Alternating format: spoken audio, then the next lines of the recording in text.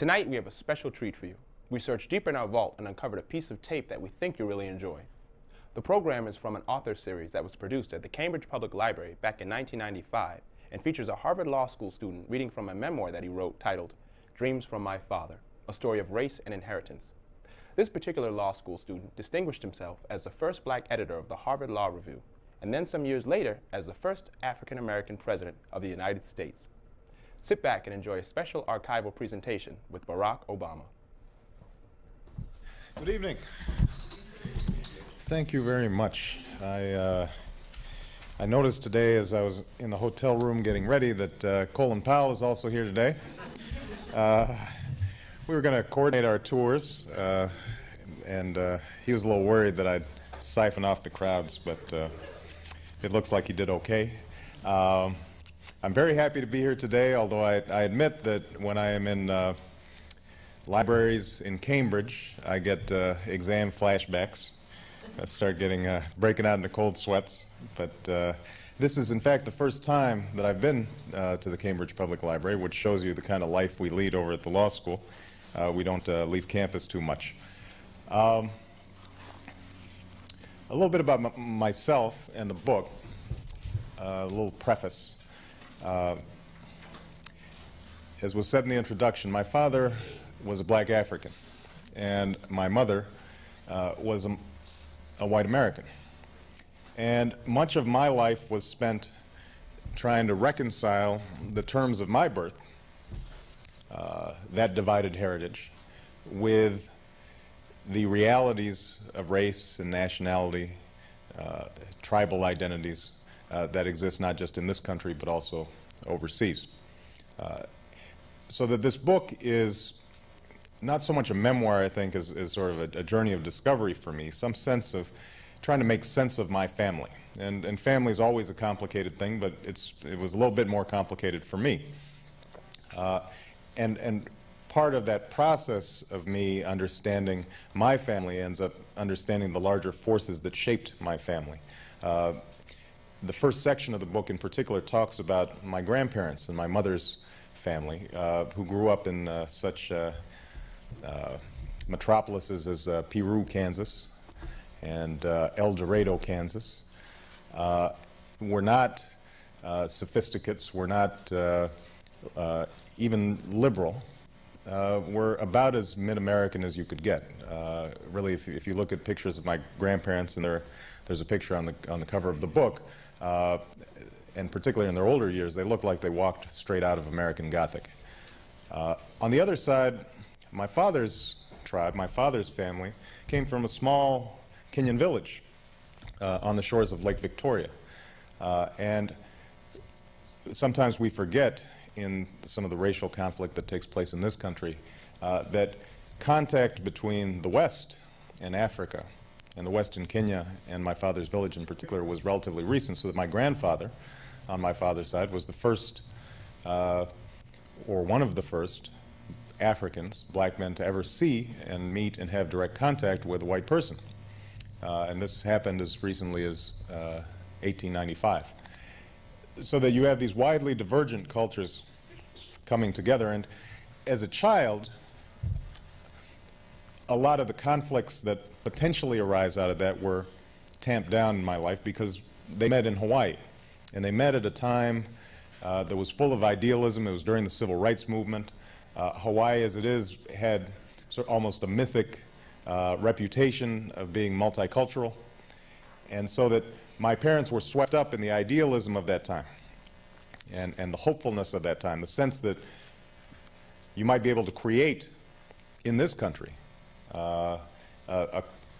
a nation that was built on a sense of community and equity and fairness. And as we know, many of those dreams of my parents ended up fraying as time went on. Their marriage broke apart, but also I think the hopes and dreams of the nation began to crumble in the later 60s. And so I end up coming into adolescence at a time when the tensions between the races, even in a place like Hawaii, are becoming more pronounced. And sort of the identity politics that is so pronounced today was already starting to come to the fore. So the section that I'm going to read for you right now takes place during my adolescence. And I'm a very angry man, young man, at the time that this passage takes place. Partly because my father is absent, partly because I'm trying to struggle, what does it mean exactly to be a black man in America? Partly because I'm sufficiently isolated in Hawaii without a large African-American community, without father figures around that might guide me and steer my anger. What I end up relying on are the images and stereotypes that are coming through the media. And I'm having to patch together and piece together exactly what it means for me to be both African and an American. So the passage that I'm going to read right now takes place right after a party. And what's happened is that typically when I went to parties in high school, oftentimes there were 3 or 4 black people in a room of 300.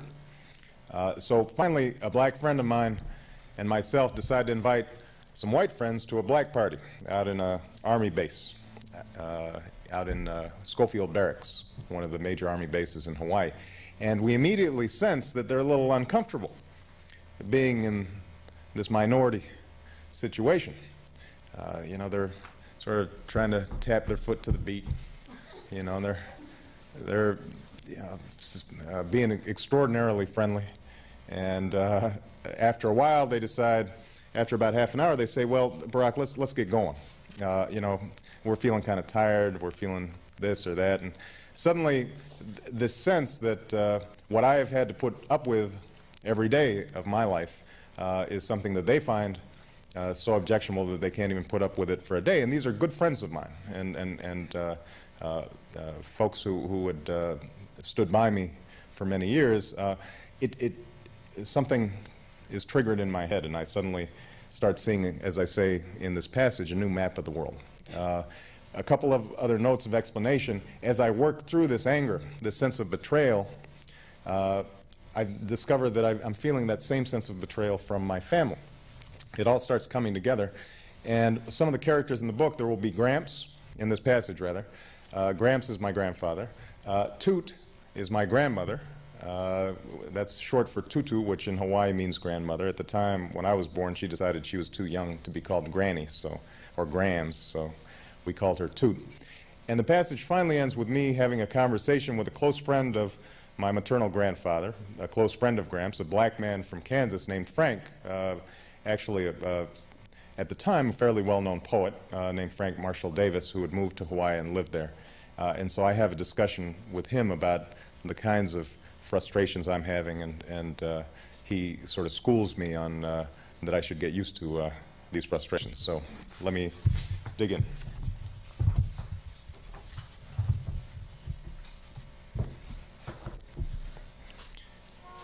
We started down the road towards town, and in the silence, my mind began to rework Ray's words that day with Kurt. All the discussions we'd had before that, the events of that night. And by the time I had dropped my friends off, I had begun to see a new map of the world, one that was frightening in its simplicity, suffocating in its implications. We were always playing on the white man's court, Ray had told me, by the white man's rules. If the principal, or the coach, or a teacher, or Kurt wanted to spit in your face, he could, because he had power and you did not. If he decided not to, if he treated you like a man or came to your defense, it was because he knew that the words you spoke, the clothes you wore, the books that you read, your ambitions and desires were already his. Whatever he decided to do, it was his decision to make, not yours, and because of that fundamental power he held over you, because it preceded and would outlast his individual motives and inclinations, any distinction between good and bad whites held negligible meaning.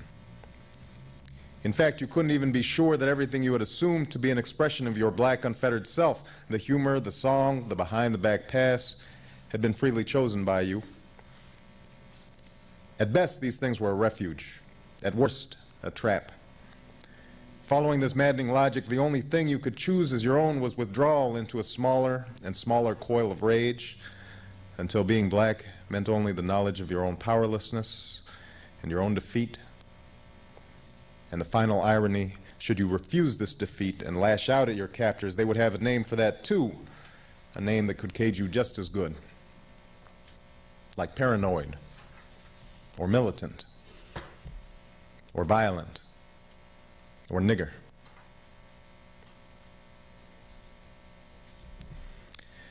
Over the next few months, I looked to corroborate this nightmare vision of mine.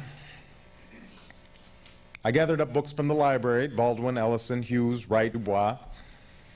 At night, I would close the door to my room, telling my grandparents I had homework to do, and there I would sit and wrestle with words, locked in suddenly desperate argument, trying to reconcile the world as I had found it with the terms of my birth.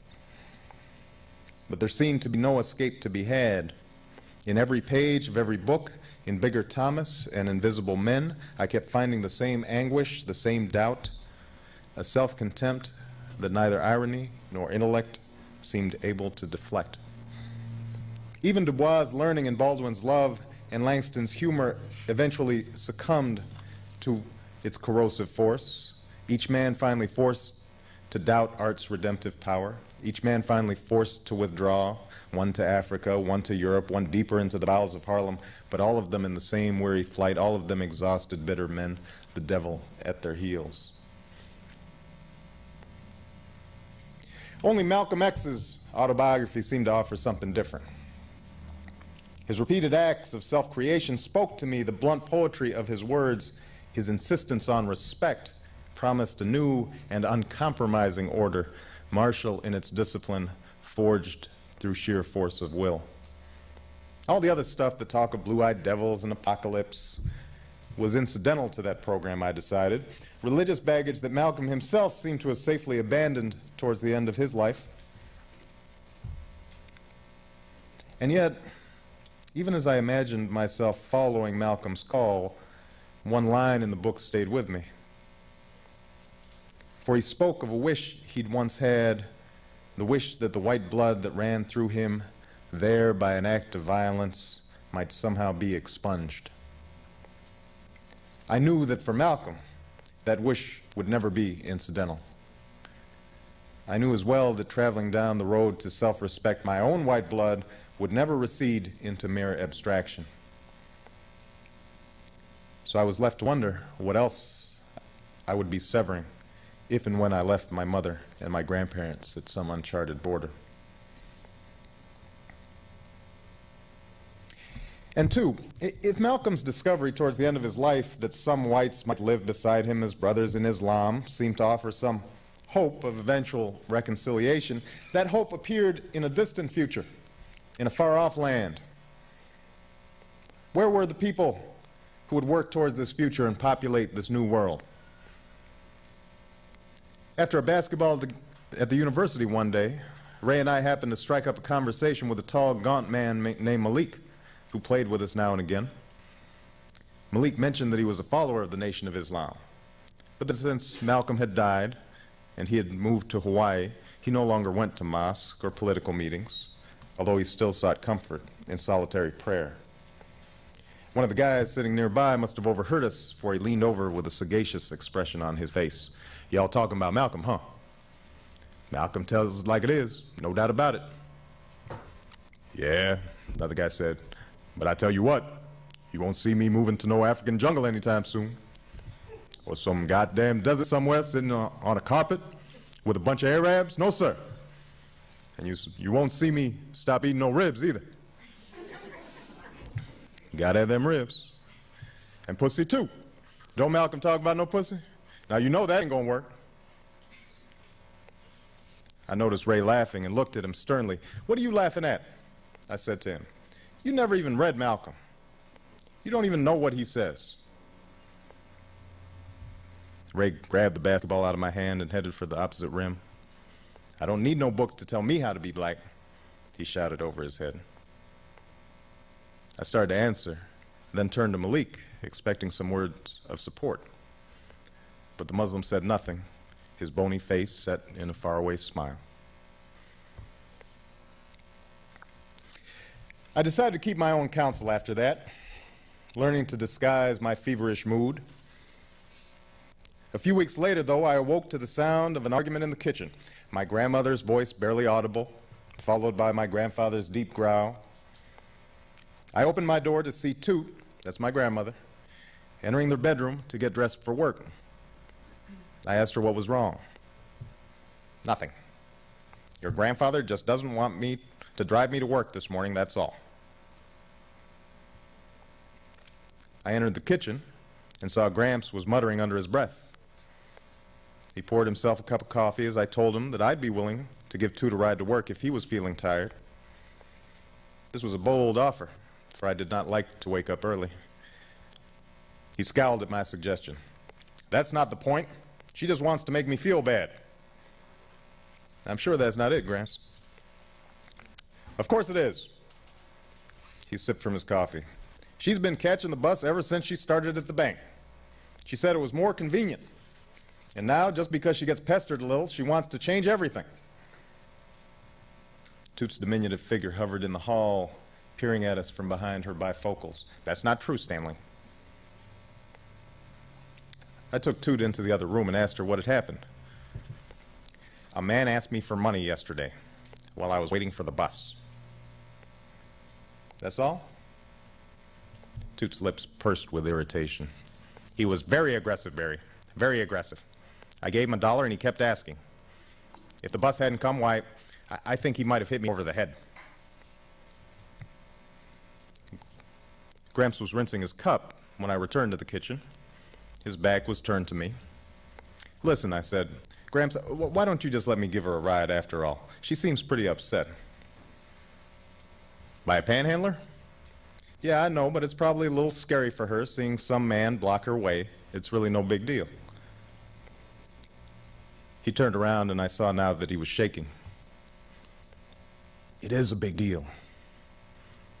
It's a big deal to me. She's been bothered by men before. You know why she's so scared this time?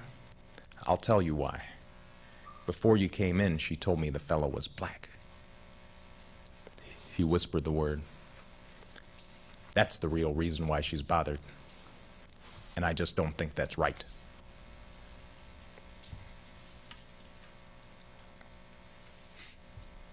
His words were like a fist in my stomach, and I wobbled to regain my composure. In my steadiest voice, I told him that such an attitude bothered me too, but assured him that Toot's fears would pass and that we should give her a ride in the meantime.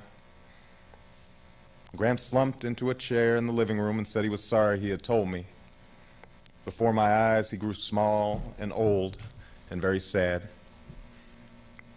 I put my hand on his shoulder and told him that it was all right. I understood. We remained like that for several minutes in painful silence. Finally, he insisted that he drive Toot after all, and struggled up from his seat to get dressed. After they left, though, I sat on the edge of my bed and thought about my grandparents. They had sacrificed again and again for me. They had poured all their lingering hopes into my success. Never had they given me reason to doubt their love, and I doubted if they ever would. And yet I knew that men who might easily have been my brothers could still inspire their rawest fears.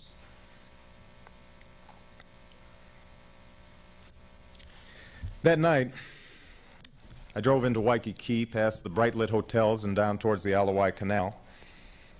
It took me a while to recognize the house with its wobbly porch and low-pitched roof. Inside, the light was on, and I could see Frank sitting in his overstuffed chair, a book of poetry in his lap, his reading glasses slipping down his nose. I sat in the car, watching him for a time, then finally got out and tapped on the door. The old man barely looked up as he rose to undo the latch. It had been 3 years since I'd seen him. "Want a drink?" he asked me. I nodded and watched him pull down a bottle of whiskey and 2 plastic cups from the kitchen cupboard. He looked the same, his mustache a little whiter, dangling like dead ivy over his heavy upper lip, his cut-off jeans with a few more holes and tied at the waist with a length of rope. "So how's your grandpa?" "He's all right." "So what are you doing here?" I wasn't sure. I told Frank some of what had happened. He nodded and poured us each a shot. "Funny cat, your grandfather," he said. "You know, we grew up maybe 50 miles apart?" I shook my head. "We sure did. Both of us lived near Wichita. We didn't know each other, of course. I was long gone by the time he was old enough to remember anything. I might have seen some of his people, though. Might have passed them on the street. If I did, I would have had to step off the sidewalk to give him room. Your grandpa ever tell you about things like that?" I threw the whiskey down my throat, shaking my head again. "No," Frank said. "I don't suppose he would have. Stan doesn't like to talk about that part of Kansas much. Makes him uncomfortable.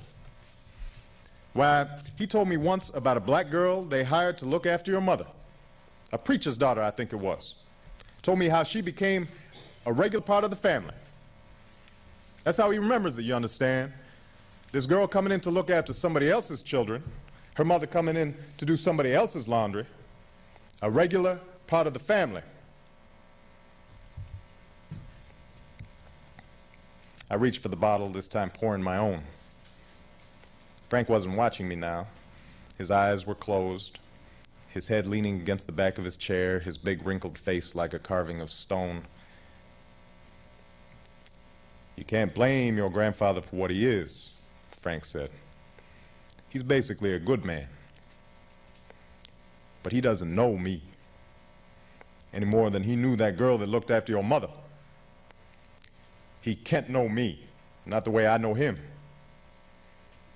Maybe some of these Hawaiians can, or the Indians on the reservation. They've seen their fathers humiliated, their mothers desecrated. But your grandfather will never know what that feels like. That's why he can come over here and drink my whiskey and fall asleep in that chair you're sitting in right now. Sleep like a baby. See, that's something I can never do in his house. Never. Doesn't matter how tired I get, I still have to watch myself. I have to be vigilant for my own survival." Frank opened his eyes. "What I'm trying to tell you is, your grandma's right to be scared. She's at least as right as your grandpa is. She understands that black people have a reason to hate. That's just how it is. For your sake, I wish it were otherwise. But it's not. So you might as well get used to it." Frank closed his eyes again. His breathing slowed until he seemed to be asleep. I thought about waking him, then decided against it and walked back to the car.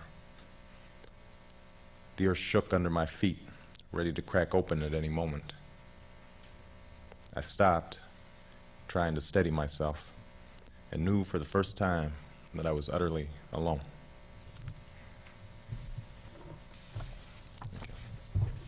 Thank you.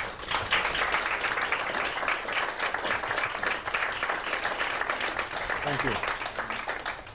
Okay, I am available for questions or comments.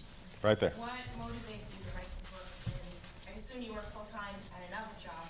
How did you organize yourself to actually write a whole book? You know, I wish I'd asked myself that question before I started writing. What motivated me? When I was elected, as I write about in the introduction, when I was elected president of the Law Review here at Harvard, that generated quite a bit of publicity, and so immediately, you know, there's this entire industry of agents and folks who's, you know, if you get your little 15 minutes of fame, they'll call you and see, you know, if we, I suppose, can make some money on it. And I think the idea that they had initially was sort of a feel-good story. You know, it's a young black man, successful, and then I had to explain to them, you know, this is kind of complicated, you know, what's going on here. And at the time, I was thinking about writing more of an academic treatise, you know, because I wasn't very happy with sort of the terms of the public policy debate surrounding racial issues. What happened is, as I began to write it, and I had been keeping journals for quite some time, what I realized is that if I had anything unique or useful to offer, that it probably had more to do with the stories of my life. You know, what I realized, and partly this comes from my background as a community organizer, where the way you organize community, give them a sense of solidarity or meaning in their lives, a lot of times has to do with sharing stories. And there's a long tradition in the African American community of sharing stories, of storytelling, and in African traditions, the griot, sharing a story. And so I guess I felt that I ended up being drawn to the idea of sharing a story, and thought that my family might be a useful prism to understand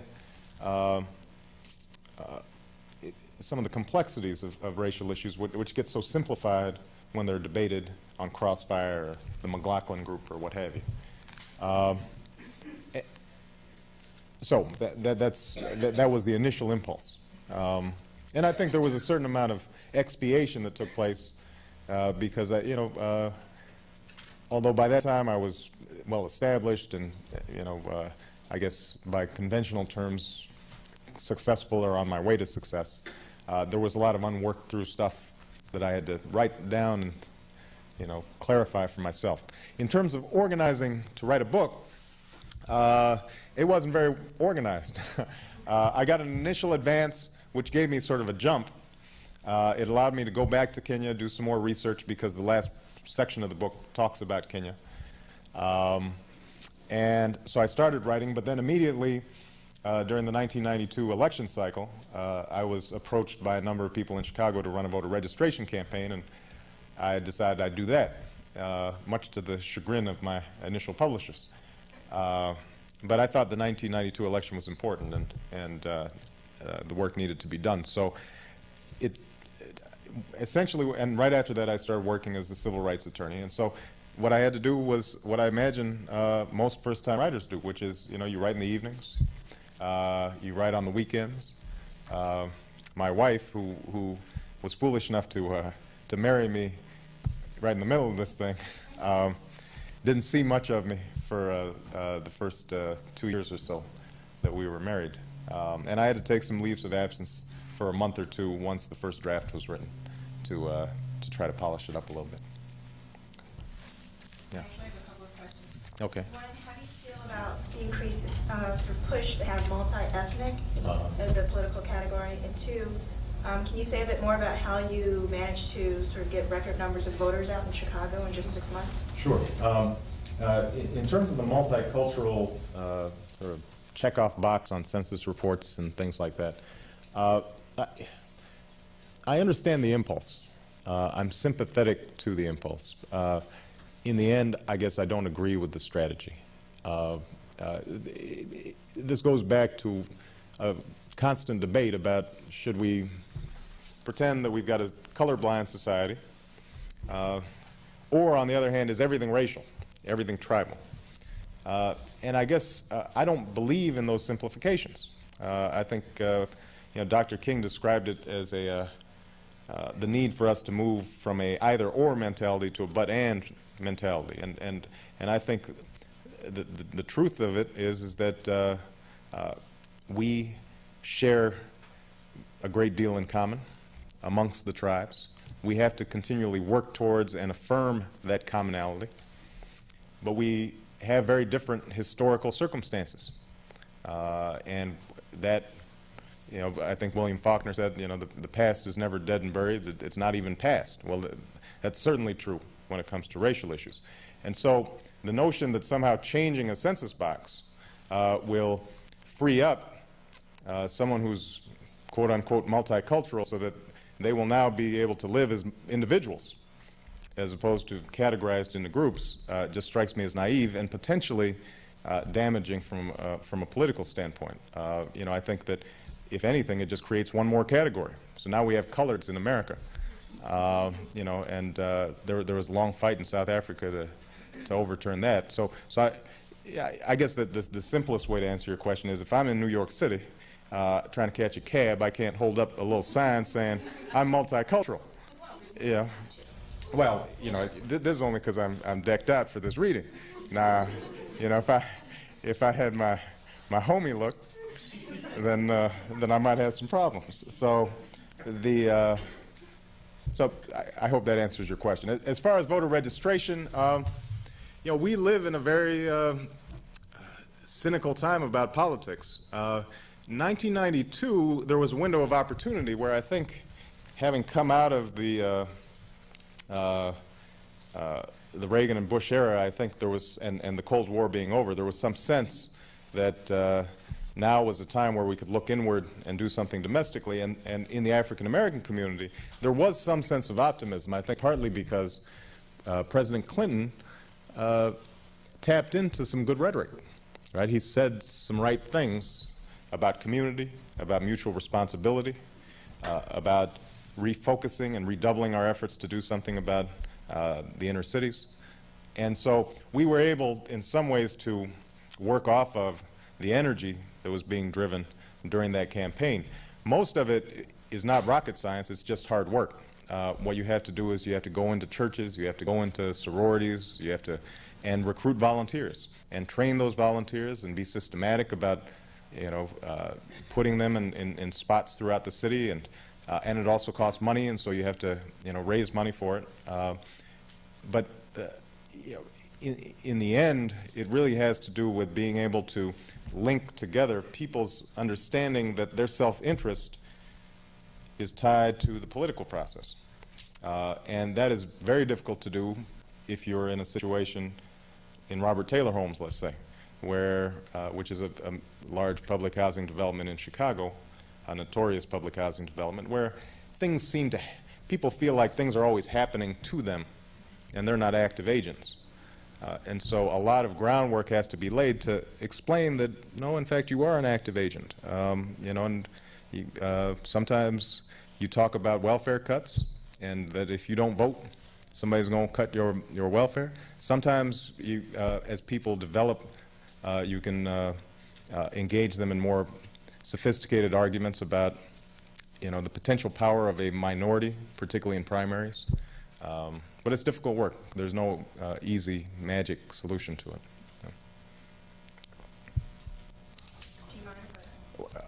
I'll give these two folks a chance, then I'll come back to you. Go ahead. Could you share a little more, maybe if it actually continued, about your feelings of isolation as they were generated by the reality of the fact that you are biracial and are bicultural, I suppose, even though over time you might feel more one than the other. Right. Just, I would think that would be a lingering feeling regardless. Yeah, you know, I think that sense of what I discovered, and I try to write about this in the book, is that I guess that the solution for me to that sense of isolation was to throw myself into a community, to basically decide, and it wasn't articulated in my mind at the time, but in retrospect I can see what I was doing. I ended up deciding that my individual fate had to be tied to something larger than myself, that my individual salvation would only come from a collective salvation of some sort, that my true sense of self would only come if I had some sense of community. And so what I internally, I think, did was to sort of reach back into that period of time that my parents came together, the civil rights movement. And I think I internalized a sense that this country had, that this nation had in the early 60s, that we could transform community, that we could break isolation. I think part of the impulse for my parents marrying each other, you've got a white woman from a lower middle class background in a small starched, you know, town in Kansas. Now she marries an African. Well, something's going on there. I mean, part of what's going on, and she's, you know, the most wonderful woman I know. And part of what was going on with her was she's trying to break out of the isolation and stultification and constraints of her upbringing. My father, on the other hand, he's trying to break out of his own sense of isolation. He is a transitional figure someone who's moving essentially from the 18th century directly into the 21st, out of a small Kenyan village into, a Harvard PhD program, in one fell swoop. So he's suddenly recognizing that his life is isolated, that there's this modern world that's swirling about him, and that he's got to take control of that in some fashion. And so I think part of the impulse that brought them together had to do with breaking their isolation. I think this nation was going through the same sense. When Freedom Riders went down from the north to register voters and break down segregation in the South, that's an exercise in breaking through isolation. And so I think that subconsciously, at least, I ended up hearkening back to that time and became a community organizer. And what I discovered through the work that I did in Chicago was that by sharing stories, as I said, by understanding that the experiences of my grandfather in Kansas, who sort of had an unsavory past, and his father left him and left his mother. His mother ended up committing suicide. He was always sort of, I guess what might be considered poor, white trash. That his story, his needs, his hungers weren't that different from a young man that I'm looking at, an 18-year-old in Chicago, whose father's left him and whose mother's maybe smoking crack, and he's trying to make his way, and I'm working with him. Once you start seeing those stories and digging beneath the surface, then you can reclaim a connection. And I guess one of the things that I think that translates to politically is a sense that if we work through these, racial harmony is not going to come by us holding hands and singing Kumbaya. That understanding has to be earned. It has to be worked for, and there are sacrifices involved. And I think that breaking isolation requires work and sacrifice. And I think that's how I ended up reconciling it. So, was that was there a second question? I don't remember. That's Okay. Gentleman in the back.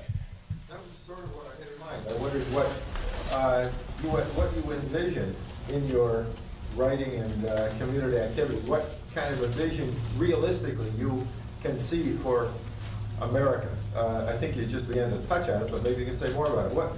Are there any examples in the world, in history, or any model for what you would like to see that you really think is realistically achievable in the United States in the near future, like the next decade? Yeah, well, from what you read, it doesn't sound very optimistic. Well, it sounds like pain rather than... well, keep in mind, as I said, this passage that I read was... period of anger. Right, I'm 16 years old.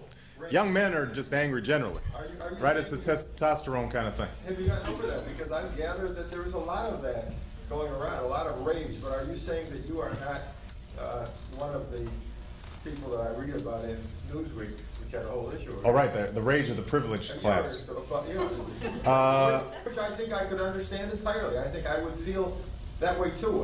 Is that something that is just a period that's going to be over, or I can see that's going to last?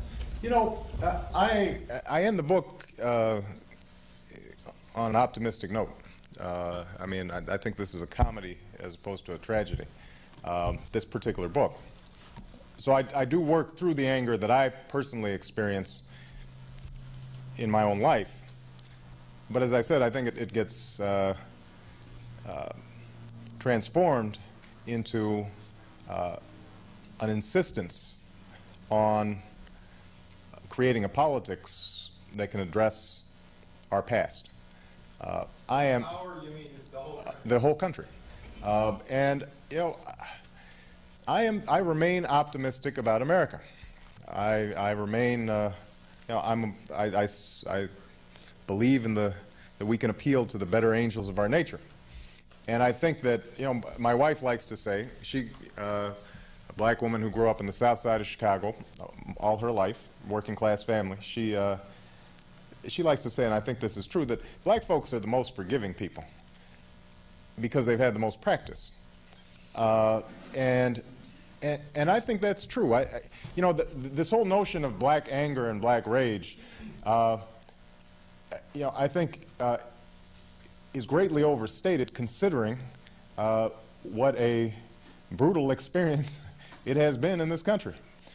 And I am always struck by how, even though black folks may talk about white folks sort of in the generic sense, that most black folks always have an open hand to individual whites. And that if there was any sense that this country was making a serious effort to address the problems that have resulted from slavery and segregation in this country and that continue, that I think you would see an outstretched arm from the other side. It requires the whites to participate. It requires the whites to participate too. And Do you see any evidence that that's likely? well, you know, that's where my optimism comes in, and maybe this is naivete. Sometimes, you know, black folks think I'm a little naive. But I guess I think that basically Americans are decent people. I think the problem with Americans, and this is obviously a large generalization, so you will excuse me as I generalize about Americans. Americans don't like to sacrifice. This generation in particular does not like to sacrifice. Our whole politics is geared towards not wanting to sacrifice and trying to do everything on the cheap. And solving the racial problems in this country at this stage has very much to do with economics and class and dealing with entire generations and segments of the society that need help. And that's going to cost some money. And that's going to require some sacrifice. I think that the current political climate can change. And I think that if you talk to young people, I think there have been changes. So I'm not one of these people who says that nothing's changed. I think it's the best of times and the worst of times for race relations in this country. By the way, I heard Cornel West speak at Harvard at noon today, and he's very pessimistic. That's my interpretation. Well, he thinks democracy isn't working. Well, you know, Cornel West has to go back to his Bible, right? You got to have faith. You know, Faith in something, but isn't the American democratic system? got to have faith. And you know, I mean, I say that facetiously, but I do think that there is an element of faith involved in this project of democracy. There's an element of faith involved in the notion that you can create a society and a country that doesn't all look alike and sound alike and talk alike. It's a profound experiment, and it's not over with. But I continue to see openings there, and the question is whether we have the will and the resolve to take advantage of those openings. Go ahead, right here. Well, I guess out of all the cities in the United States you lived in, I mean, which one would you feel the most comfortable in? Well, you know, I feel deeply at home in Chicago, partly because I think Chicago is similar to, in some ways, my Kansas roots, even though I never lived in Kansas. But it's got that Midwestern.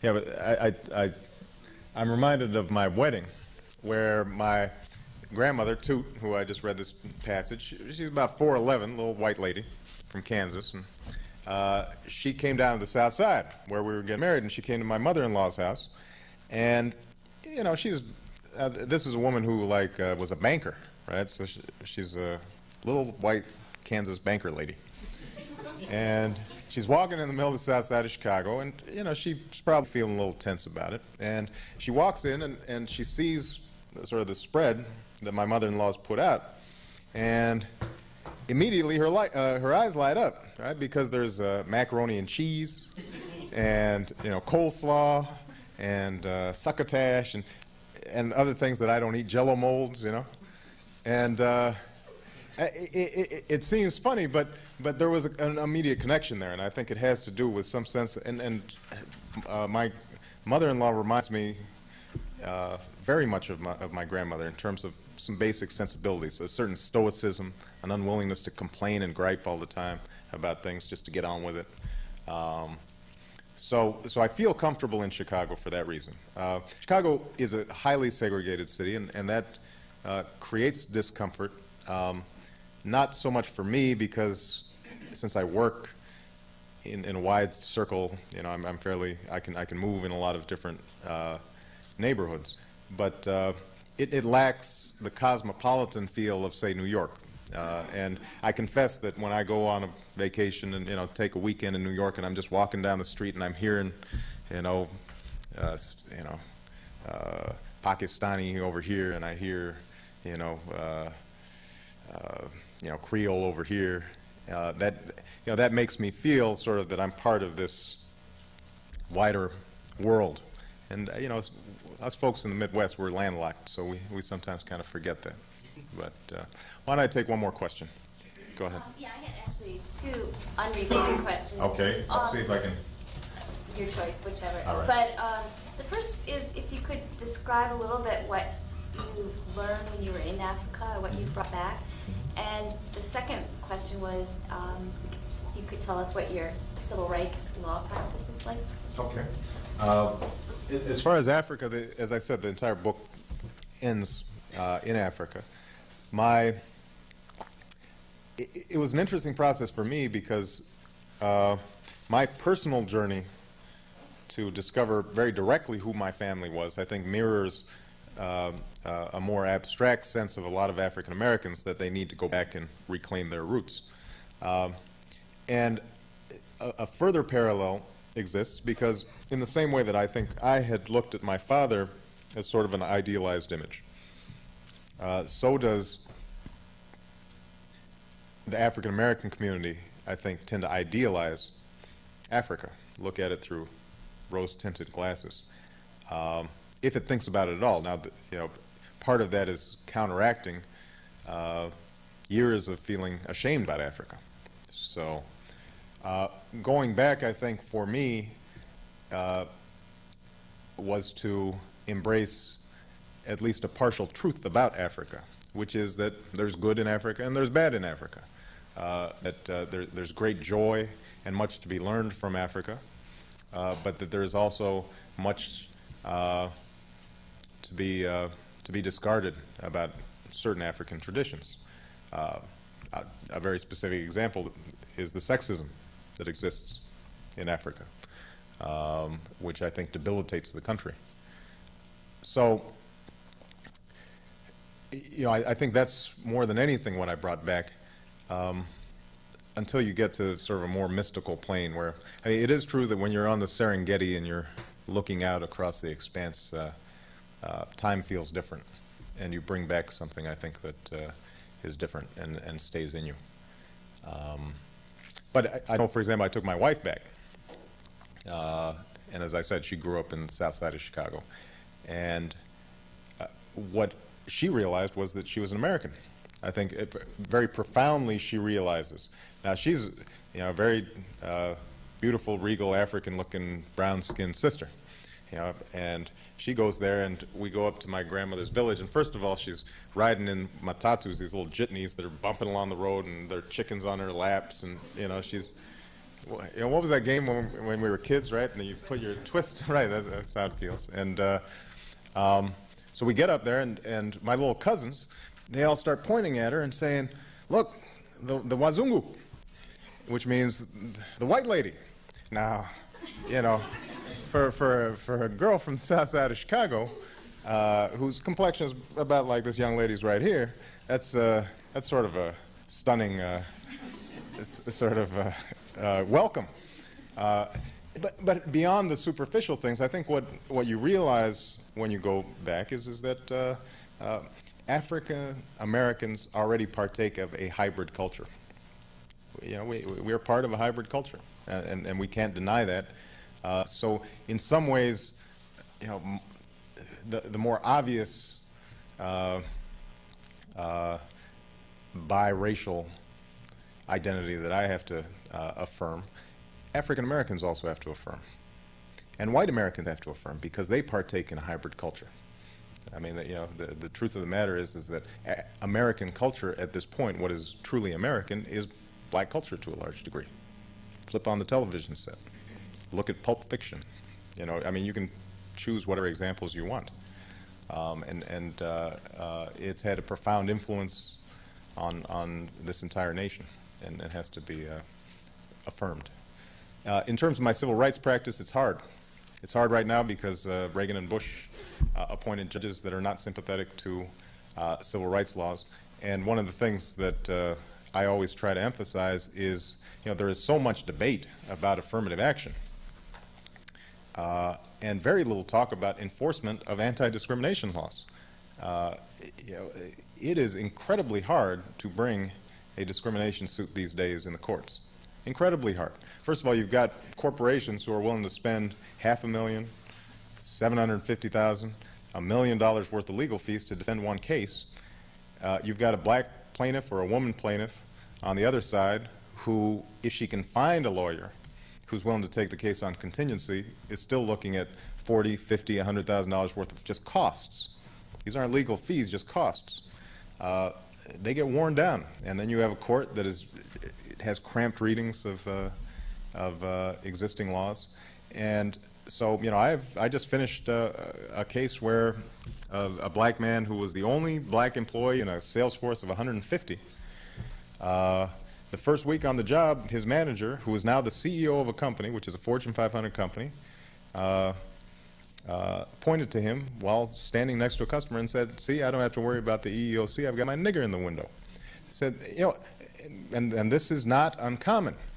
And so, the conservatives have been very effective in using the moniker politically correct to sort of beat back the progress we've made in terms of decency and civility. But I think that well-meaning citizens would be well served to take a look at anti-discrimination laws and how they're being enforced, because at least theoretically, most conservatives still say that they believe in anti-discrimination laws. They just don't believe in affirmative action.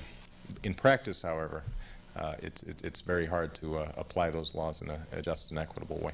So, okay, thank you very much. One last question. Okay. Why didn't I put any pictures in the book?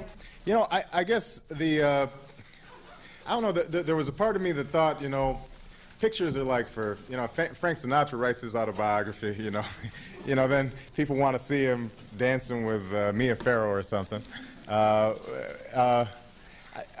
I think part of it was, as I was writing, I really wanted this to be a work of the imagination in some way. I wanted it to read like a story, and not a memoir. But now the pictures on the front are relatives. So the two white folks here are my grandfather and my grandmother, and the Africans are my grandmother on my father's side and my father sitting in her lap. Okay, thank you very much.